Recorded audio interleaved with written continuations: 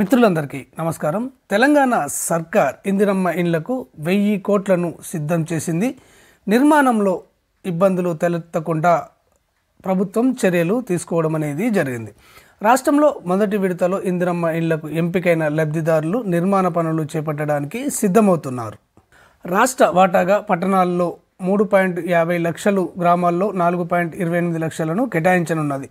మొదటి దశలో చెల్లించాల్సినటువంటి డబ్బులను, నిర్మాణ సామాగ్రికి కావాల్సిన డబ్బులను రాష్ట్రాలే చెల్లించాలని కేంద్రం నుంచి నిబంధన ఉంది. ఇందులో భాగంగానే గృహ నిర్మాణ సంస్థ 1000 కోట్లను సిద్ధంగా ఉంచింది. ఇంటి నిర్మాణంలో ఎలాంటి ఆటంకాలు కలగకుండా ఉండటానికి ప్రభుత్వానికి కావలసిన అన్ని చర్యలు తీసుకుంటుంది.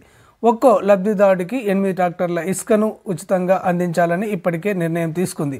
సిమెంటు, ఇనుము కూడా తక్కువ ధరకు అందించేలాగా కంపెనీలతో జిల్లాల వారీగా అధికారులు చర్చలు జరుపుతున్నారు. రాష్ట్ర ప్రభుత్వం 5 ఏళ్లలో మొత్తం 28,000 కోట్లతో 20 లక్షల ఇళ్లను నిర్మించి ఇవ్వాలని లక్ష్యంగా పెట్టుకుంది. ఇందులో భాగంగా మొదటి దశలో 7,740 కోట్లను ఖర్చు చేయనున్నది అని చెప్పేసి వార్త రావడం అనేది జరిగింది. ఇది ఫ్రెండ్స్, ఇందిరమ్మ ఇండ్లకు సంబంధించినటువంటి లేటెస్ట్ టుడే అప్డేట్. ఈ ఇందిరమ్మ ఇండ్లకు సంబంధించి ఎలాంటి లేటెస్ట్ అప్డేట్ వచ్చినా కానీ ఆ వివరాలను అంతర్నేత్ర ఛానల్ ఉన్నట్టుగా మీకు అందించడం అనేది జరుగుతుంది.